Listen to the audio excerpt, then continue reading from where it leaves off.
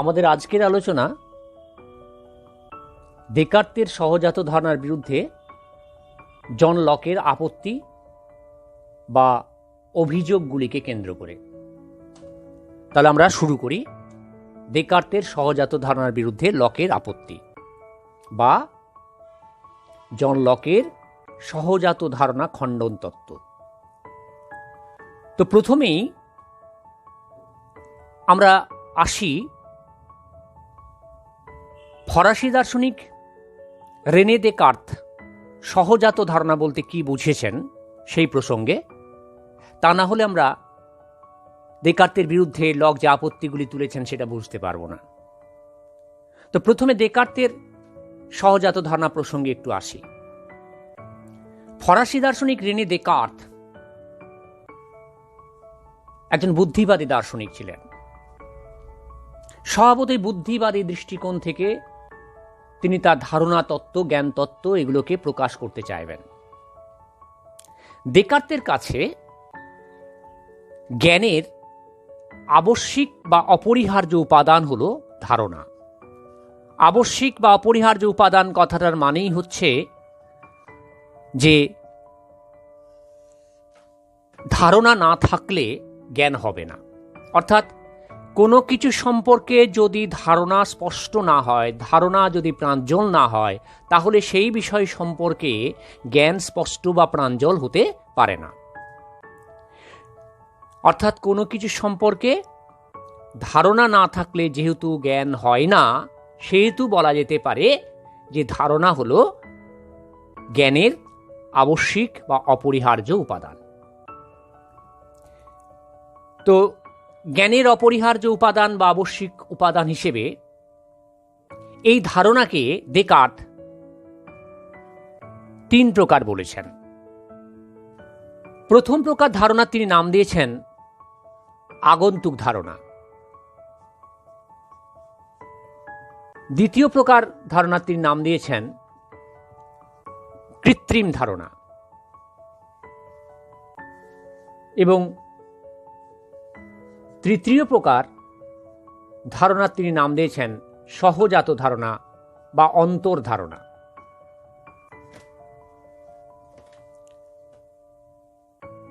প্রথমে আসে আগন্তুক ধারণা। আগন্তুক ধারণাটা কি? আগন্তুক ধারণাটা হচ্ছে সেই ধারণা যেগুলো আমরা বাইরে থেকে ইন্দ্রিয় সংবেদনের মাধ্যমে পেয়ে থাকি। ধারণা যেহেতু মনে থাকে, আর মনে যখন প্রবেশ করে ধারণাগুলো, তখন যদি সেটা বাইরের জগতে ইন্দ্রিয় সংবেদনের মাধ্যমে প্রবেশ করে, তখন সেই ধারণাটাকে বলবো আগন্তুক ধারণা। তাহলে বাইরে থেকে ইন্দ্রিয় সংবেদনের মাধ্যমে যে সমস্ত ধারণা আমাদের মনের মধ্যে প্রবেশ করে তাকে বলবো আমরা আগন্তুক ধারণা। যেমন ধরা যাক, আমি বললাম যে এই কলমটার কথা বলছি, কলমটার নীল রঙের ধারণা। কলমটার এই যে নীল রঙটা আছে, এই কলমটার নীল রঙের ধারণা। তো কলমটা বাইরের জগতের বস্তু। কলমটা যেহেতু বাইরের জগতের বস্তু এবং এই নীল রঙটাকে আমি চোখ দিয়ে দেখছি, অর্থাৎ ইন্দ্রিয়কে কাজে লাগাচ্ছি, তাহলে এই নীল রঙটাকে আমি ইন্দ্রিয় সংবেদনের মাধ্যমে জানতে পারি। এই নীল রঙটার ধারণা ইন্দ্রিয় সংবেদনের মাধ্যমেই হতে পারে। এরকমভাবে ইন্দ্রিয় সংবেদনের মাধ্যমে কোনো বাইরের জগতের ধারণা যদি লাভ করি, তখনই সেটাকে বলবো আগন্তুক ধারণা। আমি এখানে ওই চাক্ষুষ ইন্দ্রিয় সংবেদনের কথা উল্লেখ করলাম, যেহেতু রঙকে আমরা চোখ দিয়ে দেখি। এরকম কিছু আমরা কান দিয়ে শুনতে পাই, এরকম শব্দগুলোকে ইন্দ্রিয় সংবেদনের মাধ্যমে যদি পাই, তাহলে সেগুলোও কিন্তু আগন্তুক ধারণার উদাহরণ হবে। আমি হয়তো কোনো কিছু উষ্ণতা ধারণা লাভ করছি, আগুনের উষ্ণতার ধারণা লাভ করছি। তো আগুনটা বাইরের জগতের বস্তু এবং আমি আমার ত্বক নামক ইন্দ্রিয়ের সাহায্যে সেই উষ্ণতাটা অনুভব করি, তাই ওটাকেও বলবো আগন্তুক ধারণা। তাহলে যে সমস্ত ধারণা বাইরে থেকে ইন্দ্রিয় সংবেদনের মাধ্যমে আমাদের মনে প্রবেশ করে তাদের আমরা বললাম আগন্তুক ধারণা। যেমন এই কলমটির নীল রঙের ধারণা, বলতে পারি গোলাপের লাল রঙের ধারণা, গোলাপের লাল রঙের ধারণা, গোলাপের লাল রঙের ধারণা, গোলাপের লাল রঙের ধারণা। এটাকে আমরা আগন্তুক ধারণা বললাম। কেন না, লাল রঙের যে গোলাপ এটা বাইরের জগতের বস্তু, এবং বাইরের জগতের বস্তু এই লাল রঙের গোলাপটাকে আমি চোখ দিয়ে দেখছি, গোলাপের লাল রঙ, তাই এটা চাক্ষুষ ইন্দ্রিয় সংবেদনের মাধ্যমে পাচ্ছি, ইন্দ্রিয় সংবেদনের মাধ্যমে পাচ্ছি বলে এটাকে বললাম আগন্তুক। এবারে 2 নম্বর যে ধারণার কথা ডেকার্ত উল্লেখ করছেন তার নাম হচ্ছে কৃত্রিম ধারণা। এটাতে আসি। কৃত্রিম ধারণাটা কি? আমরা যে আগন্তুক ধারণাগুলোর কথা বললাম, এরকম একাধিক আগন্তুক ধারণা মনের মধ্যে কিন্তু ভিড় করে আছে। এই একাধিক যে আগন্তুক ধারণাগুলো রয়েছে, এদের মিলনে, এদের সংযোগে যদি কোনো কাল্পনিক বা অবাস্তব ধারণা তৈরি হয়, তখন সেটাকে বলবো কি? কৃত্রিম ধারণা। তাহলে কি হলো? একাধিক আগন্তুক ধারণার মিলনে যে কাল্পনিক বা অবাস্তব ধারণা তৈরি হয় তাকে কৃত্রিম ধারণা বলবো। একটা উদাহরণ দিই। ধরা যাক আমরা পাখি সম্পর্কে ধারণা লাভ করি। পাখির ধারণাটা আগন্তুক ধারণা, কারণ পাখিকে আমরা চোখ দিয়ে দেখতে পাই ইন্দ্রিয় সংবেদনের মাধ্যমে। আর আমাদের ঘোড়া সম্পর্কে ধারণা, ঘোড়াটাও কিন্তু আগন্তুক ধারণা, ঘোড়াটাও আগন্তুক ধারণা। পাখির ধারণা আগন্তুক ধারণা, ঘোড়ার ধারণাও আগন্তুক ধারণা। এখন পাখি আর ঘোড়া এই দুটোকে একসাথে আমি মিক্স করে দিলাম, হয়ে গেল কি? পক্ষীরাজ ঘোড়া, হয়ে গেল পক্ষীরাজ ঘোড়া। এখন এই পক্ষীরাজ ঘোড়ার যে ধারণাটি তৈরি হবে সেটা কি না, সেটাকে বলবো আমরা কৃত্রিম ধারণা। পক্ষীরাজ ঘোড়ার ধারণা কৃত্রিম ধারণা। কেন না, এই পক্ষীরাজ ঘোড়া বা ডানাযুক্ত ঘোড়া একটা কাল্পনিক বা অবাস্তব ধারণা, এবং যেটি তৈরি হয়েছে দুটি আগন্তুক ধারণার মিলনে, একটা হচ্ছে পাখির ধারণা এবং একটি ঘোড়ার ধারণা। তাহলে একাধিক আগন্তুক ধারণার মিলনে যদি এরকম কোনো কাল্পনিক বা অবাস্তব ধারণা তৈরি হয়, তাহলে সেটাকে আমরা বলবো কি? কৃত্রিম ধারণা। এরকম বহু উদাহরণ আমরা পাই কাল্পনিক বা অবাস্তব ধারণা, যেগুলো কৃত্রিম ধারণা বলতে পারি। আমাদের ওই শিং সম্পর্কে ধারণা রয়েছে, আর খরগোশ সম্পর্কেও ধারণা রয়েছে। এবারে খরগোশের শিং লাগিয়ে দিলাম, কি হবে? শিংযুক্ত খরগোশ।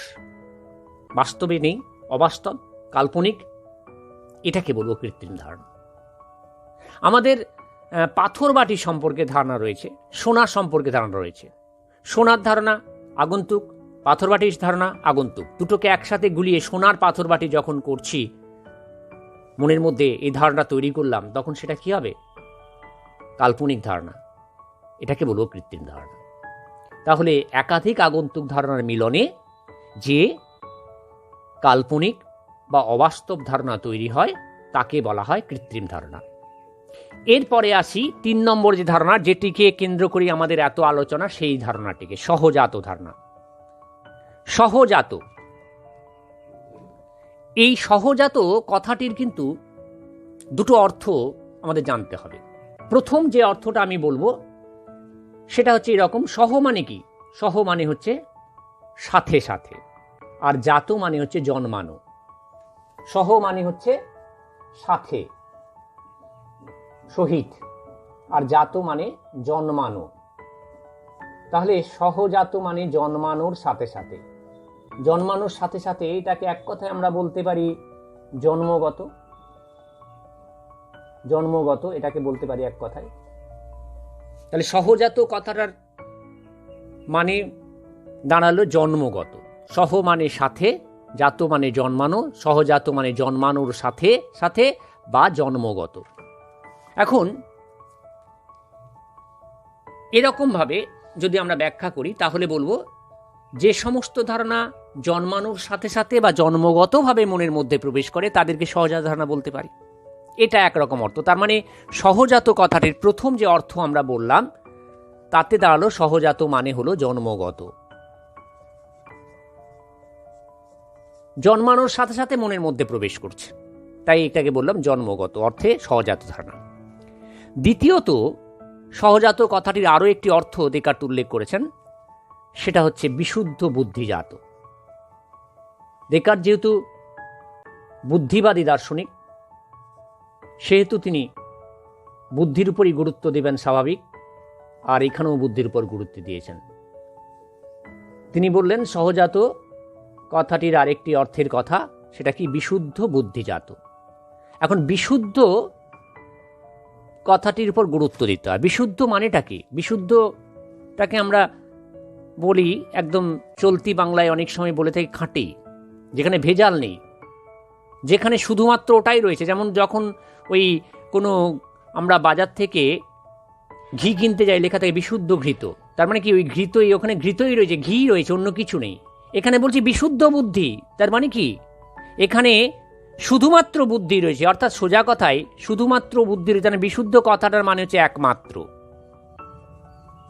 এখানে বিশুদ্ধ কথাটার মানে হচ্ছে একমাত্র। বুদ্ধিজাত মানে, জাত মানে জন্মানো বলেছি, তাহলে বুদ্ধিজাত মানে বুদ্ধি থেকে জন্মানো, তাহলে সোজা কথায় বুদ্ধি থেকে উৎপন্ন, একমাত্র বুদ্ধি থেকে উৎপন্ন, একমাত্র বুদ্ধি থেকে উৎপন্ন, বুদ্ধি থেকে উৎপন্ন, একমাত্র বুদ্ধি থেকে উৎপন্ন। বিশুদ্ধ মানে কি বললাম? এখানে বিশুদ্ধ কথাটার মানে দাঁড়ালো একমাত্র, আর বুদ্ধিজাত মানে বুদ্ধি থেকে উৎপন্ন। তার মানে যে সমস্ত ধারণা কেবলমাত্র বা একমাত্র বিশুদ্ধ বুদ্ধি থেকে, কেবলমাত্র বুদ্ধি থেকেই উৎপন্ন হয়, যাদের উৎপত্তিতে অন্য কোনো উপাদানের ভূমিকা নেই, সেগুলোকে আমরা বলবো বিশুদ্ধ বুদ্ধিজাত ধারণা। এই বিশুদ্ধ বুদ্ধিজাত ধারণাগুলোকে আমরা সহজাত ধারণা বলতে পারি। তাহলে আবার বলি, সহজাত কথাটির দুটি অর্থ রয়েছে। প্রথমত, সহজাত মানে জন্মগত। সেখানে কি বললাম? সহ মানে হচ্ছে সাথে সাথে, জাত মানে জন্মানো, তাই সহজাত মানে দাঁড়ালো জন্মানোর সাথে সাথে বা জন্মগত। আর দ্বিতীয়ত, সহজাত মানে বিশুদ্ধ বুদ্ধিজাত। বিশুদ্ধ মানে এখানে দাঁড়াচ্ছে একমাত্র বা কেবলমাত্র, আর বুদ্ধিজাত মানে বুদ্ধি থেকে উৎপন্ন, অর্থাৎ যে সমস্ত ধারণা কেবলমাত্র বুদ্ধি থেকে উৎপন্ন হয় তাদেরকে আমরা বলতে পারি সহজাত ধারণা। দেকার্ত সহজাত কথাটি জন্মগত অর্থ গ্রহণ করেননি। তিনি বলছেন সহজাত কথাটি জন্মগত অর্থ যদি আমরা গ্রহণ করি তাহলে বেশ কিছু অসুবিধার সৃষ্টি হয়। এর ফলে কিছু বংশগত রোগ সহজাত ধারণার উদাহরণ হিসেবে চলে আসবে। যেমন ধরা যাক, কোনো কোনো পরিবারে দেখা যায় বাত রোগ, পাথুরে রোগ বংশগতভাবে চলছে। তো এখন সেই বংশগতভাবে যদি চলে তাহলে ওগুলোও তো সহজাত হয়ে যায়। দেকার্ত বলছেন যে এরকম বংশগত জন্মগত অর্থে আমি সহজাত কথাটিকে গ্রহণ করতে চাইনি, আমি চেয়েছি সহজাত কথাটি বিশুদ্ধ বুদ্ধিজাত অর্থ গ্রহণ করতে। অর্থাৎ দেকার্তের কাছে সহজাত কথাটির বিশুদ্ধ বুদ্ধিজাত অর্থ গৃহীত হয়েছে। তাই দেকার্তের দৃষ্টিভঙ্গি থেকে আমরা বলতে পারি যে সমস্ত ধারণা কেবলমাত্র বুদ্ধি থেকে উৎপন্ন হয় তাদেরই সহজাত ধারণা বলে। অর্থাৎ যাদের উৎপত্তিতে অন্য কোনো উপাদান, বুদ্ধি ছাড়া অন্য কোনো উপাদান, বিশেষত অভিজ্ঞতা ইত্যাদির কোনো ভূমিকা নেই, তাদেরকেই সহজাত ধারণা বলে। এর যেমন দেকার্তের কাছে ঈশ্বরের ধারণা সহজাত ধারণার একটা উদাহরণ। ঈশ্বরের ধারণা, দেকার্তের কাছে ঈশ্বরের ধারণা সহজাত ধারণার উদাহরণ হচ্ছে ঈশ্বরের ধারণা। ঈশ্বরের ধারণা সহজাত ধারণার একটা উদাহরণ। কেন দেকার্ত বললেন ঈশ্বরের ধারণা সহজাত ধারণার উদাহরণ? দেকার্ত ঈশ্বরের ধারণাকে সহজাত ধারণার উদাহরণ এই কারণে বলেছেন যে এটা বিশুদ্ধ বুদ্ধিজাত ধারণা। ঈশ্বর আছে কি নেই সেটা পরের প্রশ্ন, কিন্তু ঈশ্বরের ধারণাটাকে বিশুদ্ধ বুদ্ধিজাত দেকার্ত বলতে চেয়েছেন এই কারণে যে এই ধারণাটিকে আমরা কখনোই বলতে পারি না ইন্দ্রিয় সংবেদন থেকে পেতে পারি। আমি চক্ষু ইন্দ্রিয় দিয়ে নিশ্চয়ই ঈশ্বরের ধারণা লাভ করতে পারবো না। তার মানে এটা ইন্দ্রিয় সংবেদন জাত বা অভিজ্ঞতা জাত নয়। আমি কান দিয়ে ঈশ্বরের কথা শুনতে পাবো না, তাই এটাও ইন্দ্রিয় সংবেদন জাত নয়। আমি নাসিকা, জিহ্বা, ত্বক এই ইন্দ্রিয়গুলো দিয়েও ঈশ্বরের ধারণা লাভ করতে পারি না। কেবলমাত্র বুদ্ধি থেকে ঈশ্বরের ধারণা উৎপন্ন হতে পারে। তাই দেকার্তের কাছে ঈশ্বরের ধারণা সহজাত ধারণার প্রকৃষ্ট উদাহরণ। এরকম আরও কিছু ধারণা সহজাত ধারণার উদাহরণ দেকার্ত দিয়েছেন। আত্মার ধারণা, সহজাত ধারণার উদাহরণ। ঈশ্বরের ধারণা, আত্মার ধারণা, অসীমতার ধারণা সহজাত ধারণার উদাহরণ। অসীমতার ধারণা, নিত্যতার ধারণা, অসীমতার ধারণা, নিত্যতার ধারণা সহজাত ধারণার উদাহরণ। কার্যকারণ বিধিনীতির ধারণা সহজাত ধারণার উদাহরণ। এই ধারণাগুলো এমনভাবে আমাদের মনের মধ্যে থাকে যে এই ধারণাগুলো গণিতের ধারণার মতোই সুনিশ্চিত হয়, সুনিশ্চিতভাবে মনের মধ্যে বাসা বেঁধে থাকে। আমরা এদেরকে সরিয়ে দিতে পারি না। এই ধারণাগুলো স্পষ্ট হয়, প্রাঞ্জল হয়, ক্লিয়ার হয়, ডিস্টিংক্ট হয়। যেমন ধরা যাক, গণিতের ধারণার ক্ষেত্রে 2 + 2 = 4, 2 আর 2 এর যোগফল 4। এই 2 আর 2 এর যোগফল 4, এই ব্যাপারটাতে আমিও বলছি 2 আর 2 এর যোগফল 4, আর অন্য দেশের অন্য ভাষাভাষী লোকজনও কিন্তু 2 আর 2 এর যোগফল 4ই বলবে। তার মানে এদের কাছে, প্রত্যেকের কাছে, আমার তোমার সবার কাছে এই ধারণাটা স্পষ্ট এবং প্রাঞ্জল। এগুলোর সাথে এমনভাবে আমরা পরিচিত হয়ে গেছি যে দেখলে মনে হবে ভগবান হয়তো জন্মের আগে থেকেই ধারণাগুলো মানব মনে গেঁথে দিয়েছেন, সুনিশ্চিত এবং স্পষ্ট। বেশ কিছু ধারণা আমাদের শেখাতে হয়নি। অনেক সময় কি হয় না, কিছু কিছু ধারণা আমার মনের মধ্যে আপনা থেকেই চলে আসে, কিভাবে আমি খুঁজে পাই না ব্যাখ্যা। তো এখানেও আমাদের ভাবতে হবে যে সমস্ত ধারণা বিশুদ্ধ বুদ্ধি থেকে উৎপন্ন হয়, যে ধারণাগুলো স্পষ্ট, প্রাঞ্জল, শতপ্রতীত, সেই বিশুদ্ধ বুদ্ধিজাত, স্পষ্ট, প্রাঞ্জল, শতপ্রতীত ধারণাগুলোকে দেকার্ত বলেছেন সহজাত ধারণা। এবারে দেকার্ত সহজাত ধারণার বেশ কিছু বৈশিষ্ট্যের কথা উল্লেখ করেছেন, সেটা আমরা উল্লেখ করব। দেকার্তের কাছে সহজাত ধারণার প্রধান বৈশিষ্ট্য হলো দুটো। সহজাত ধারণার প্রধান বৈশিষ্ট্য হচ্ছে দুটো। প্রথম বৈশিষ্ট্য হচ্ছে সার্বজনীনতা। সার্বজনীনতা সহজাত ধারণার প্রথম বৈশিষ্ট্য হচ্ছে সার্বজনীনতা। ইংরেজিতে যেটাকে বলছি ইউনিভার্সালিটি। ইউনিভার্সালিটি বা সার্বজনীনতা। দেকার্ত বলছেন যে সহজাত ধারণার অধিকারী আমরা প্রত্যেকেই, সর্বজন, প্রতিটি মানুষ তার নিজের জানতে বা অজান্তে সহজাত ধারণার অধিকারী হয়ে আছেন। সার্বজনীনভাবে সহজাত ধারণার অধিকারী সবাই। আর দ্বিতীয়ত হচ্ছে সহজাত ধারণা হবে একরূপ। তাই সহজাত ধারণার দ্বিতীয় বৈশিষ্ট্য হচ্ছে একরূপতা, ইউনিফর্মালিটি। ইউনিফর্মালিটি।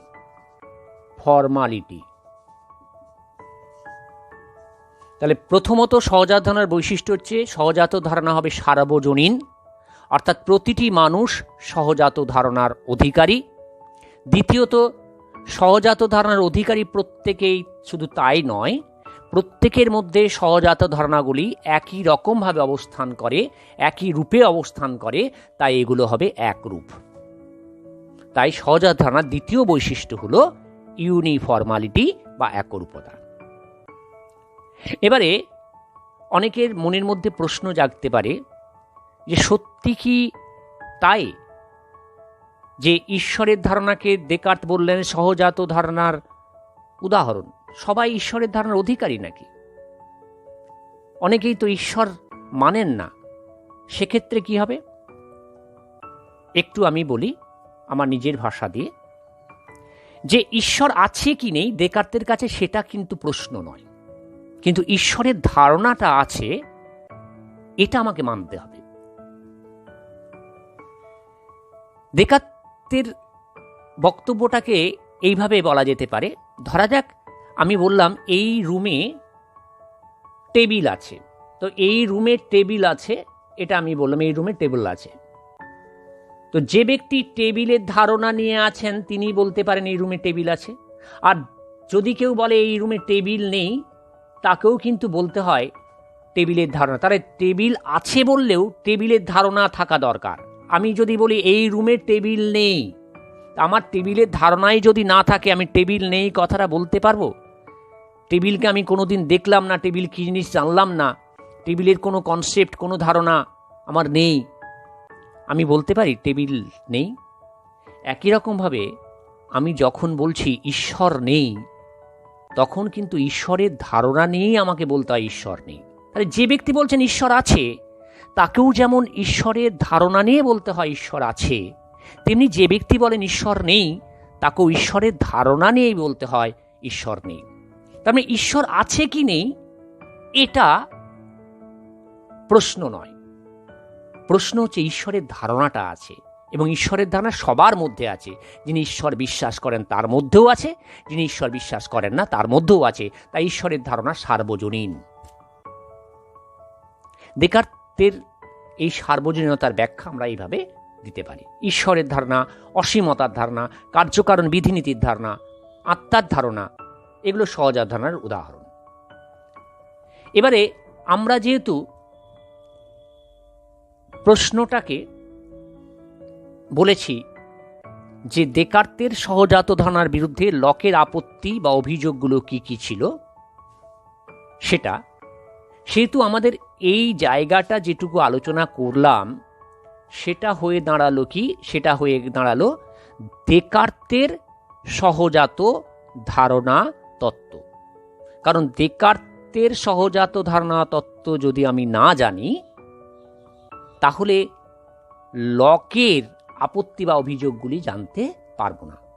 তাই প্রথমে আমি দেকার্তের সহজাত ধারণা তত্ত্বটা স্পষ্ট করলাম। এরপরে আমরা আসব দেকার্তের এই সহজাত ধারণার বিরুদ্ধে অভিজ্ঞতাবাদী দার্শনিক জন লক যে অভিযোগগুলি তুলেছেন সেগুলো নিয়ে। আসি আমরা মূল আলোচনায়। দেকার্তের সহজাত ধারণার বিরুদ্ধে লকের আপত্তিগুলি কী কী?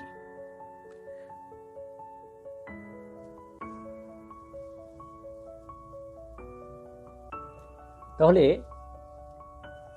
আমরা আলোচনা করব দেকার্তের সহজাত ধারণার বিরুদ্ধে জন লকের আপত্তিগুলোকে নিয়ে। ব্রিটিশ অভিজ্ঞতাবাদী দার্শনিক জন লক বুদ্ধিবাদী দার্শনিক রেনে দেকার্তের সহজাত ধারণা তত্ত্বের বিরুদ্ধে সরব হয়েছিলেন। আমরা জানি যে অভিজ্ঞতাবাদীরাই বুদ্ধিবাদীদের বিরুদ্ধে সরব হন। জন লকও স্বভাবতই দেকার্তের সহজাত ধারণা তত্ত্বের বিরুদ্ধে সরব হলেন। 1690 খ্রিস্টাব্দে জন লকের এক যুগান্তকারী গ্রন্থ প্রকাশিত হয়, an essay concerning of human understanding. গ্রন্থটার নাম হচ্ছে an essay concerning of human understanding. An essay concerning of human understanding, of human understanding, human understanding. এই যে গ্রন্থটা লিখলাম এটা প্রকাশিত হয়েছিল 1690 খ্রিস্টাব্দে। সম্পূর্ণ এই গ্রন্থটিকে আমরা এসে নামেই চিনি। এসে বললেই ওই জন লকের an essay concerning of human আন্ডারস্ট্যান্ডিংকে নির্দেশ করা হয়। 1690 সপ্তদশ শতাব্দীর শেষ ভাগ জন লক যখন এই গ্রন্থটা লিখলেন, তখন অনেক কিছুই জানা গেছে। আর সবচেয়ে বড় কথা, এই গ্রন্থটার মাধ্যমে জ্ঞান তত্ত্ব, জ্ঞান বিদ্যা নতুনভাবে আলোকিত হয়েছে। যাই হোক, সেসব কথা না, আমরা যে জায়গাটা পড়াচ্ছি সেই জায়গায় আসি। An essay concerning of human understanding গ্রন্থে জন লক দেকার্তের সহজাত ধারণার বিরুদ্ধে সরব হলেন। লকের আপত্তিগুলো ছিল এরকম। প্রথম যে আপত্তিটা সেটা আমরা বলতে পারি এরকম, আমরা বলেছিলাম একটু আগে যে দেকার্তের কাছে সহজাত ধারণার প্রধান বৈশিষ্ট্য ছিল সার্বজনীনতা। লক এই বৈশিষ্ট্য, সার্বজনীনতাটাকেই প্রথমে খণ্ডন করলেন।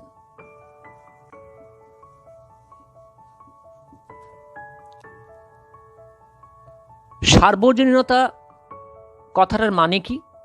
সার্বজনীনতা কথাটার মানে হচ্ছে সর্বজন যেটাকে মেনে নেবে। অর্থাৎ ডেকার্ত এখানে বলতে চেয়েছিলেন প্রতিটি মানুষ সহজাত ধারণার অধিকারী হবেন। লক বললেন সহজাত ধারণার অধিকারী প্রতিটি মানুষ হবেন, এটা সম্পূর্ণ ভুল।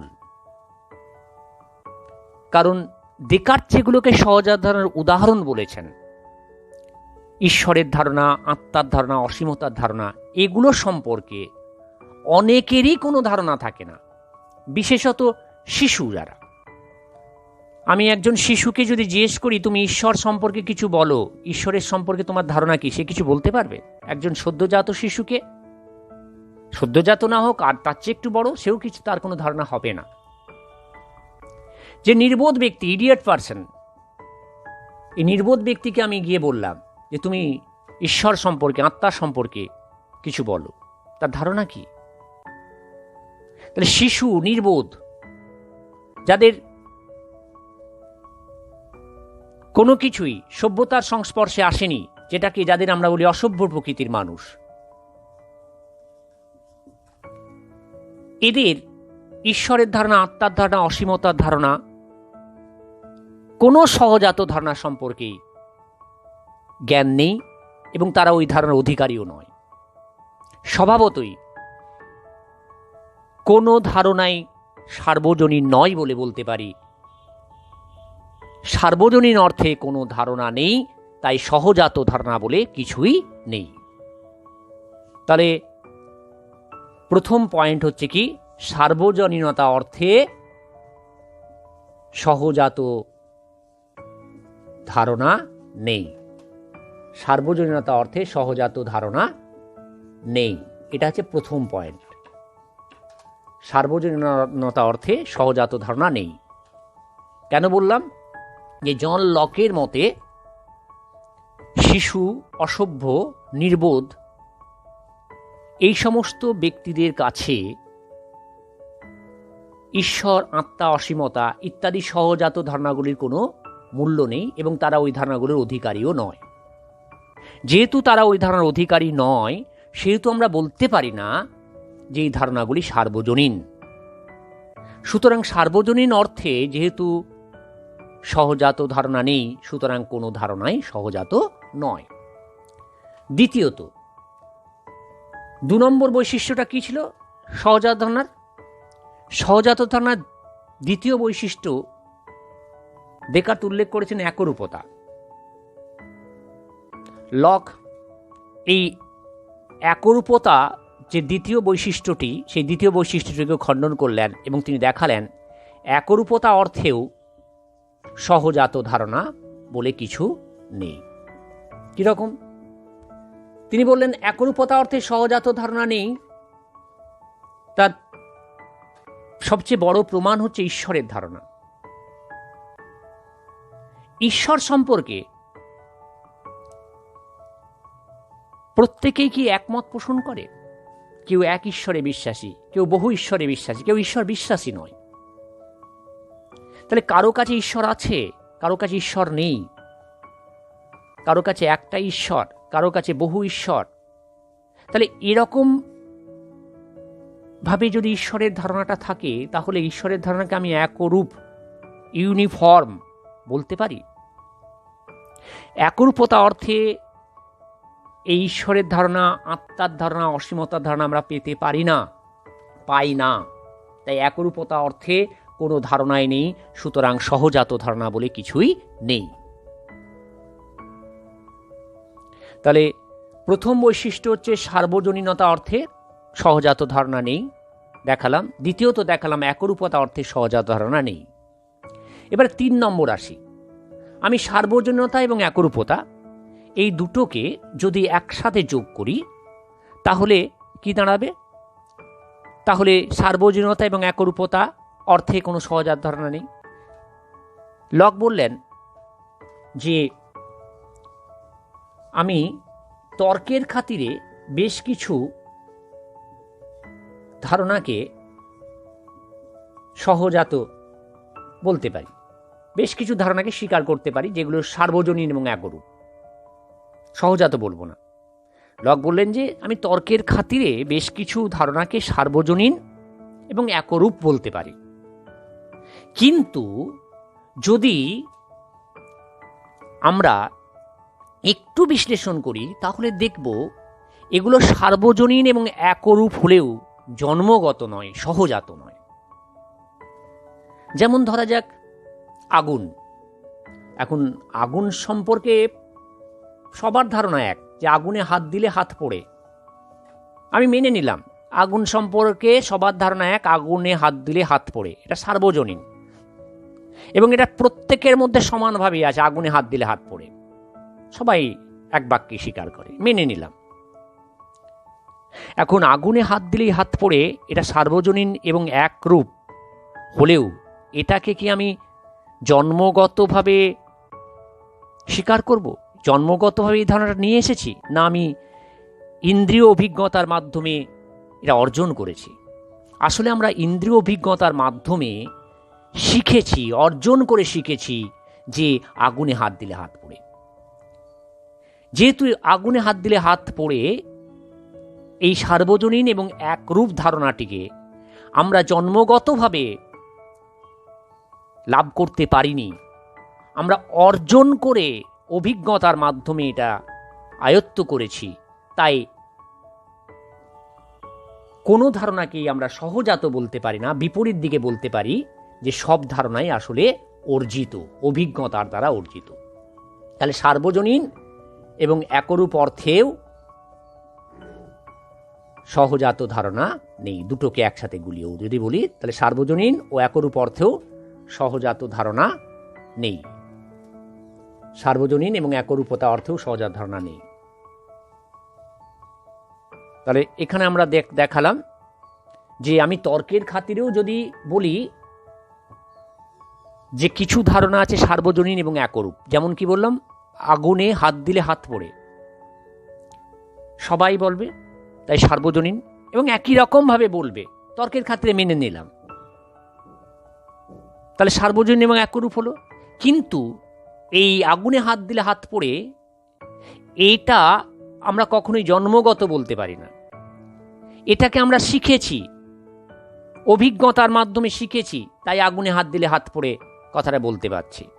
তাই বলতে পারি সার্বজনীন এবং একরূপতা অর্থে সহজাত ধারণা বলে কিছুই নেই, আসলে শিখেছি বা অর্জন করেছি বলে এগুলোকে বলতে পারি অর্জিত ধারণা। তাই সহজাত ধারণা নেই, সব ধারণাই অর্জিত। চতুর্থত 4 নম্বর আমরা সহজাত কথাটা দুটো অর্থ বলেছিলাম। তার প্রথম অর্থটাতে বলেছিলাম জন্মগত। সহ মানে বলেছিলাম সাথে সাথে, জাত মানে জন্মানো, তাহলে সহজাত মানে কি দাঁড়ালো? জন্মানোর সাথে সাথে বা জন্মগত। লক বললেন জন্মগত অর্থে সহজাত ধারণা বলে কিছু হতে পারে না। কেন? তার কারণ হচ্ছে যে আমরা জন্মগতভাবে কোনো ধারণা নিয়ে এসেছি এটা বলতে পারি না, কারণ জন্ম লগ্নে মানুষের মন থাকে অলিখিত সাদা কাগজের মতন। লকের ভাষায় mind at birth is as ট্যাবুলা রাসা। মাইন্ড অ্যাট বার্থ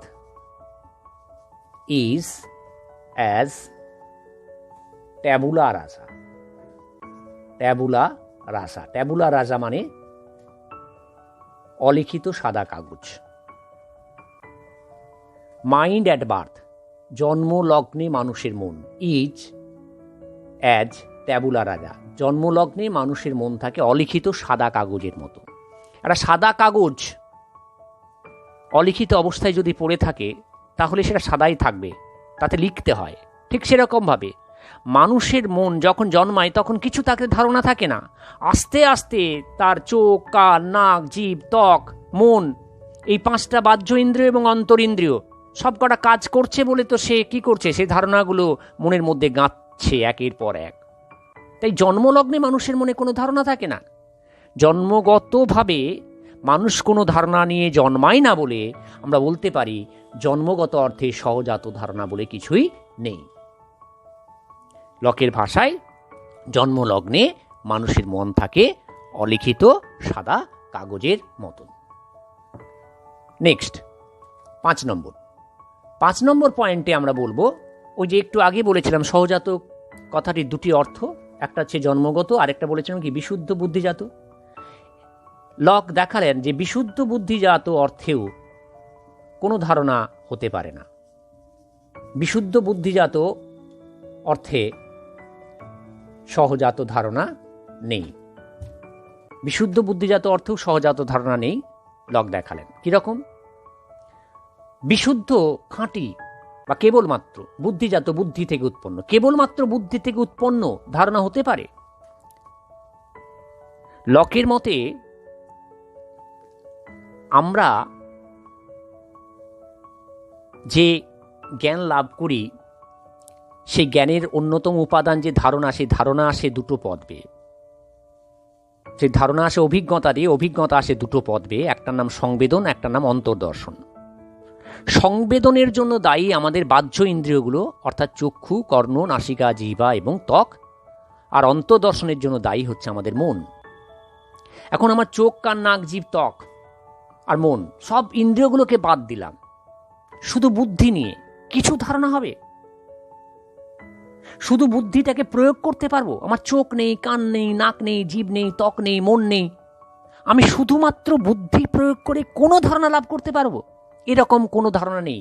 যদি দেখি বুদ্ধি যেখানে প্রয়োগ হয়েছে সেখানে যদি আমি দেখি, একটু বিশ্লেষণ করি, যেখানে বুদ্ধি প্রয়োগ হয়েছে সেখানে কোনো না কোনোভাবে ইন্দ্রিয় অভিজ্ঞতা এসে পড়েছে।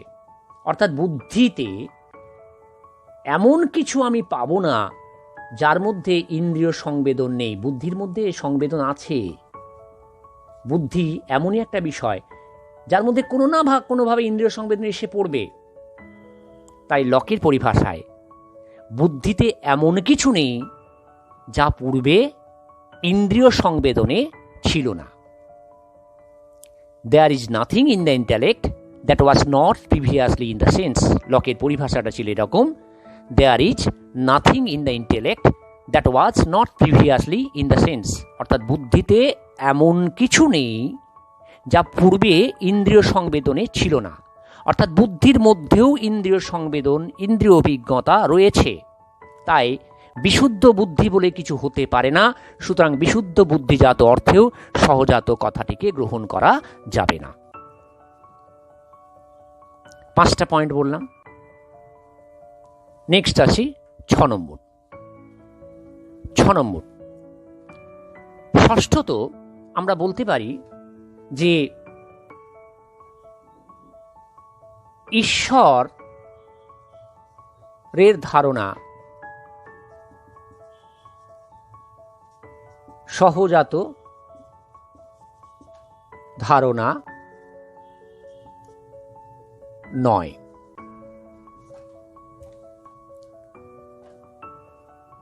ঈশ্বরের ধারণা সহজাত ধারণা নয়।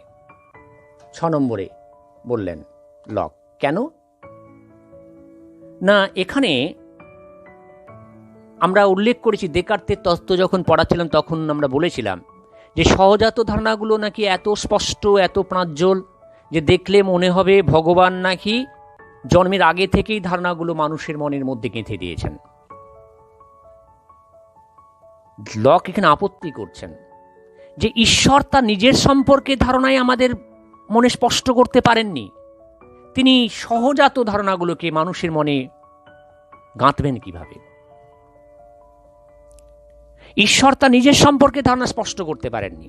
তাই কেউ এক ঈশ্বরে বিশ্বাসী, কেউ বহু ঈশ্বরে বিশ্বাসী, কেউ ঈশ্বর বিশ্বাসী নয়। তাহলে যে নিজে তার ধারণা স্পষ্ট করতে পারেননি সে আবার অন্য ধারণাগুলোকে স্পষ্ট করবেন কিভাবে?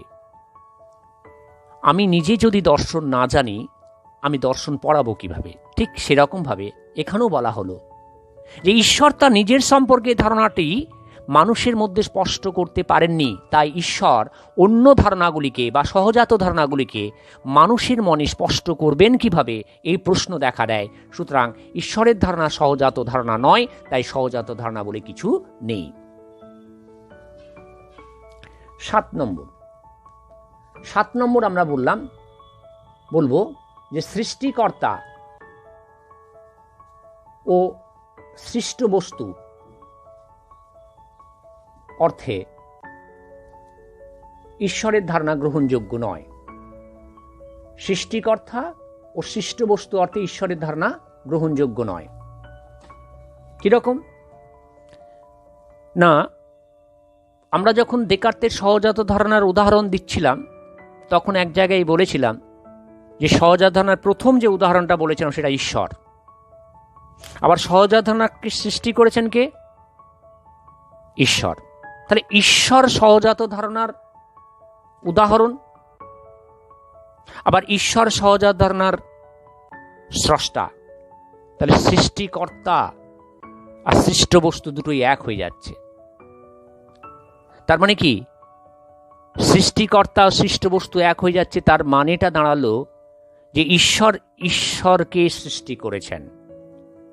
যেহেতু ঈশ্বর সহজাত ধারণার সৃষ্টিকর্তা, আবার ঈশ্বরই নাকি সহজাত ধারণার উদাহরণ, তার মানে কি ঈশ্বরকে সৃষ্টি করেছেন, মায়ের পেটে জন্ম নিয়েছেন, এরকম বিষয়টা দাঁড়িয়ে যাচ্ছে।